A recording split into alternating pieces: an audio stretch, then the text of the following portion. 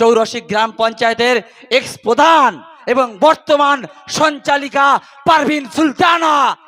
আজও আমার স্বামী সেই ভাঙা ডিসকভার পটপট করেই চালায়, আর আজও ঘরটা সেই ছোট্ট মেয়ে কোলে নিয়ে, 2 মাসের মেয়ে নিয়ে আমি প্রথম রাজনীতিতে এসেছিলাম 2013 সালে।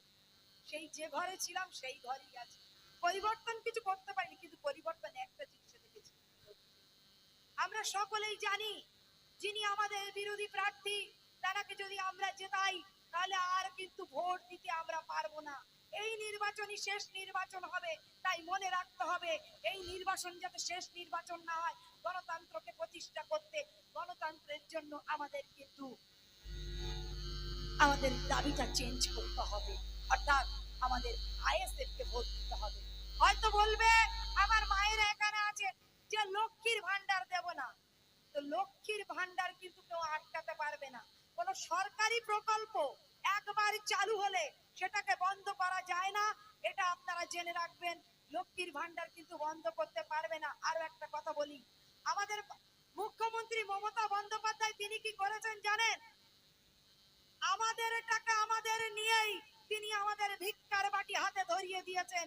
মায়েদেরকে প্রতিটা মাসে মাসে যেতে হচ্ছে লক্ষ্মীর ভান্ডার নেওয়ার জন্য, যে তিনি এমন ফাঁদ বেঁধেছেন আমাদের ভিক্ষা বিক্রি করা শেখাচ্ছেন, আমাদেরকে হাত পাতা শেখাচ্ছেন, আমাদের কর্মসংস্থানের গলা টিপে দিয়েছেন। তিনি যুবকরা যখন রাস্তায় নেমে চাকরির দাবিতে লড়াই করেছে, তখন তিনি বলেছেন চাকরি নয়, তোমাদের যুব ভাতা দিচ্ছি, যুবশ্রী দিচ্ছি, এই প্রকল্প নয় 1,500 টাকা ভাতা। আপনারা বলুন তো, একটা যুবকের পরিবারে তার মা আছে, বউ আছে, সন্তান আছে, মা বোনও আছে, অনেকের ভাই আছে, তো সেই পরিবারটা চালাতে গেলে 1,500 টাকা ভাতা মানে 50 টাকা দিন। এই 50 টাকা দিন এসে তার পকেট খরচাটা হয়, পরিবার চালানো তো দূরের কথা। তাই তিনি কি শিখিয়েছেন? তিনি শেখাচ্ছেন মুখ বন্ধ করার রাজনীতি, অর্থাৎ ঠান্ডা মাথায় ভোট কিনে আমাদের ভিক্ষা বৃত্তি করা শেখাচ্ছেন। এগুলো গেল কিন্তু প্রকল্পের কথা। আমি যেখানে আসছি, আমরা হিন্দুস্তানে বাস করি ঠিকই, পাশাপাশি কিন্তু আমরা বাংলায় বাস করি। আর আমরা যারা বাংলায় বাস করি, আমরা যারা বাঙালি, আমরা কিন্তু অনেক শান্তিতে বসবাস করতাম।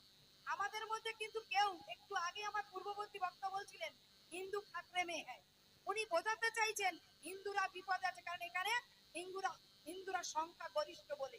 আর মুসলমানদের দেখাচ্ছে ওরা মোল্লার জাত, ওরা লুঙ্গি পরে, ওরা টুপি মাথায় দেয়, ওরা সবসময় দাঙ্গাবাজি করে। আর তার প্রমাণ তিনি দিয়েছেন। তিনি একটা অডিও আছে, তিনি বলছেন, আমরা অনেকেই দেখেছি, তিনি বলছেন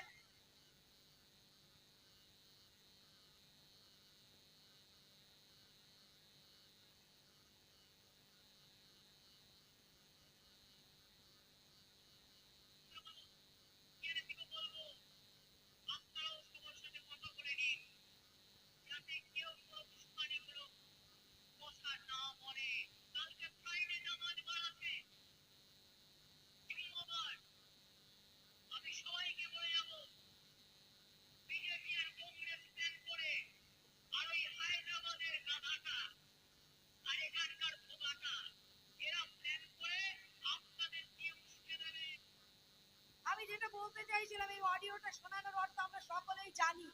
তিনি জুম্মা বারকে কটাক্ষ করছেন, অর্থাৎ মুসলমানদের হৃদয়ে আঘাত করছেন।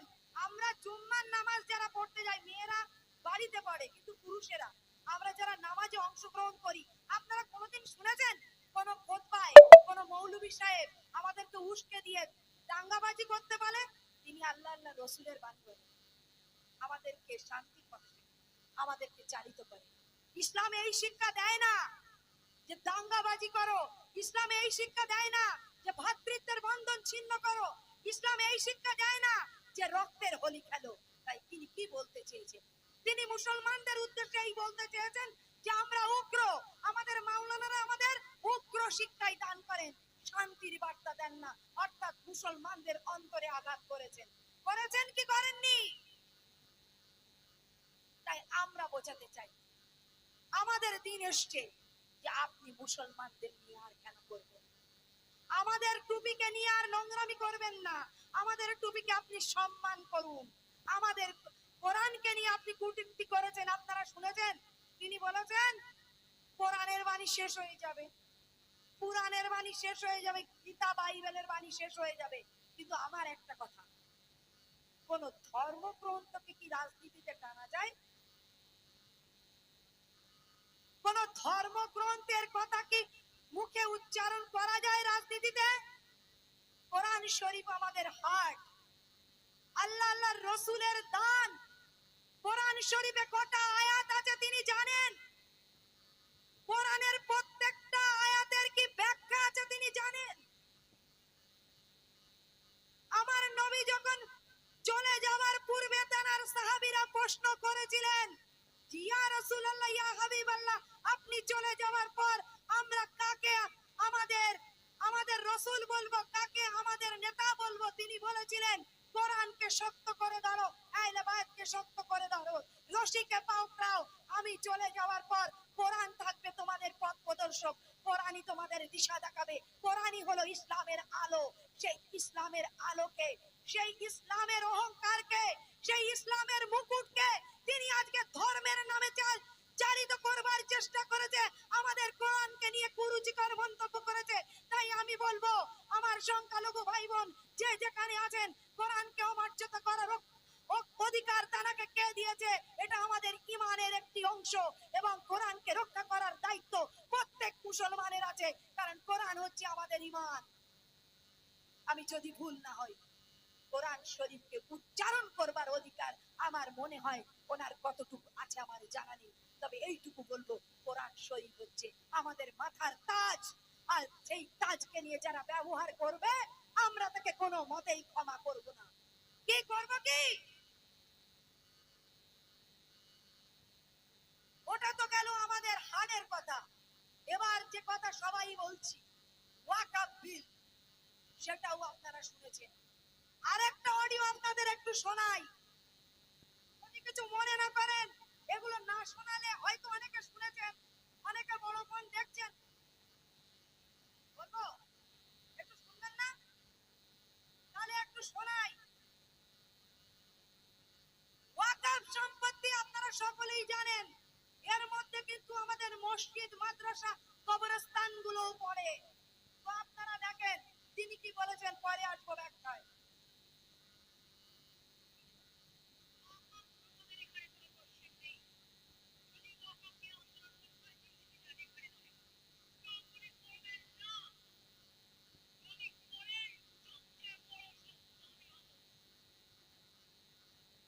কি শুনলেন তো?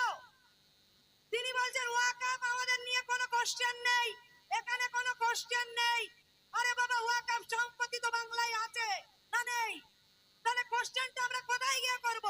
আমরা বাংলার মানুষ, খেটে খাওয়া মানুষ, দিন দুঃখী মানুষ, দিন মজুর মানুষ, আমাদের অত টাকা নেই যে দিল্লি গিয়ে প্লেন ভাড়া করে তানার মতো হেলিকপ্টারে গিয়ে আন্দোলন করব।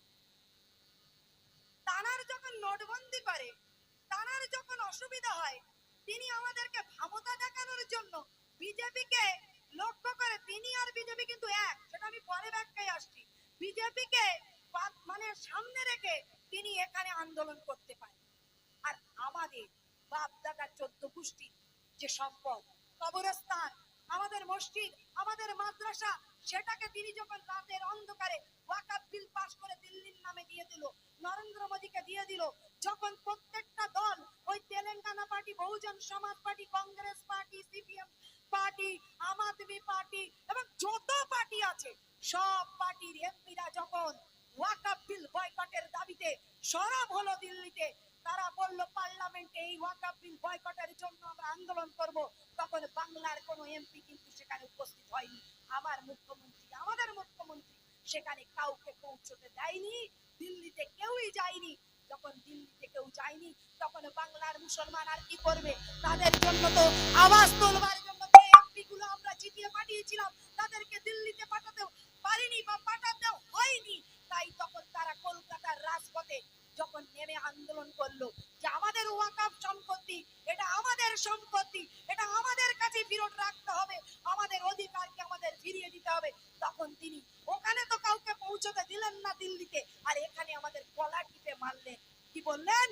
ওয়াকফ কোন কোশ্চেন, ওয়াকফ সম্বন্ধে যদি প্রশ্ন করেন বা যদি হুড়োহুড়ি করেন, অর্থাৎ মুসলমানরা কি হুড়োহুড়ি করে? আপনাকে উপায়ে রাজপথে নেমেছিলাম, তবে কেন আমাদের বাধা দেওয়া হলো? তিনি বললেন যে এখানে যদি হুড়োহুড়ি করেন তাহলে আমার থেকে খারাপ কেউ হবে না, অর্থাৎ তিনি নিশ্চয়ই আমাদের জেলে ভরবেন বা আরো কিছু তারা থাকলে পদক্ষেপ সেটা নেবেন। তাই আমি এখনো বলছি, আমি সমগ্র মুসলমান জাতির উদ্দেশ্যে বলছি এবং হিন্দু ভাইদেরও বলবো, আপনারা কিন্তু ওনার ফাঁদে পা দেবেন না। সমগ্র মুসলমান জাতির উদ্দেশ্যে বলছি, সময় এসছে, এবার একটু চোখটাকে খুলুন, একটু কানটাকে সজাগ করুন এবং দেখার চেষ্টা করুন, শোনার চেষ্টা করুন। সামান্য স্বার্থে নিজেদের ঈমানকে বিক্রি করবেন না এবং সামান্য স্বার্থের মোহে পড়ে আপনারা যেন পথভ্রষ্ট হবেন না। তাই 29 তারিখে কিন্তু ব্যালট বক্সটা খামচিহ্নে ভর্তি করবেন এবং এই দেগঙ্গা থেকেই আওয়াজ তুলবেন, সারা বাংলা যেন গর্জে ওঠে। তবে আমি বা আমরা যা লক্ষ্য করছি, সারা বাংলায় যেখানে একজন মানুষ যিনি আমাদের ওয়াকফ সম্পত্তি এখনো আমাদের হাতে থাকার জন্য কিছু, তিনি ছাড়াও আর কিছু মৌলবী আছেন এবং মাওলানা সাহেব আছেন যারা সুপ্রিম কোর্টে আবেদন করেছেন, কেস ফাইল করেছেন, তাদের জন্য এখনো ওয়াকফ সম্পত্তি এখনো হস্তান্তর করে নিতে পারি, টোটালটাই চেষ্টা চলছে, কিন্তু এখনো সুপ্রিম কোর্টের মামলাধীন বলে যা মানে সেগুলো এখনো কিছুটা আমাদের দিকে আছে। সেই নওশাদ সিদ্দিকীর হাতকে আমাদের কিন্তু শক্ত করতে হবে। বাংলার বুকে একজন বীর লড়ছে, তার সঙ্গে কিন্তু বামফ্রন্টের সাথীরাও কিন্তু গর্জে উঠেছে, সারা বাংলা গর্জে উঠেছে, সারা বাংলার মানুষ কিন্তু এই সরকারের বিরুদ্ধে এবার কিন্তু একসাথে রাজপথে নেমেছে। আপনারা প্রত্যেকটা জায়গায় মিটিং মিছিল গুলো দেখলে কিন্তু তা লক্ষ্য করতে পারবেন, কারণ আমরা কিন্তু ওই বিরিয়ানির প্যাকেট আর 500 টাকা 300 টাকার বাইকের তেল দিতে পারি না। আমাদের কিন্তু সরকার নেই, আমাদের প্রার্থীরা কিন্তু শুধু মুখের ভালোবাসা দিয়ে যাচ্ছে আর তার বিনিময়ে আমরা কিন্তু তাদের পিছনে পিছনে নিজেদের পকেটের টাকা খরচ করে ছুটছি। তাই এখান থেকেই প্রমাণ হচ্ছে যে আজকে দিন 4 তারিখ বাংলার বুকে হাসবে একটাই হাসি, বামফ্রন্ট আর আইএসএফ।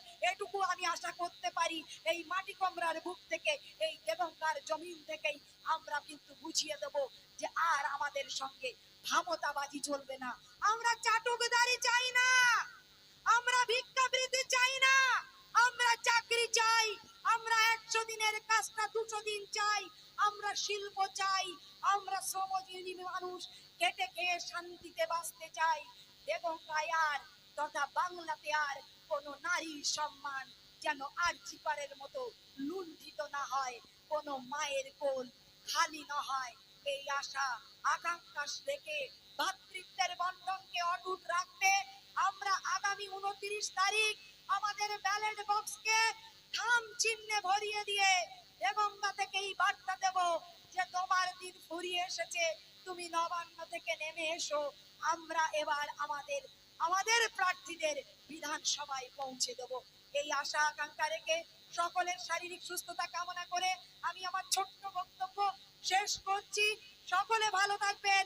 আইএসএফ জিন্দাবাদ, সিপিআইএম জিন্দাবাদ এবং এই মাটি কমরার মানুষ তথা দেগঙ্গার মানুষ এবং আমাদের প্রার্থী মফিদুল হক শাহাজি জিন্দাবাদ, ভাই নওশাদ সিদ্দিকী জিন্দাবাদ।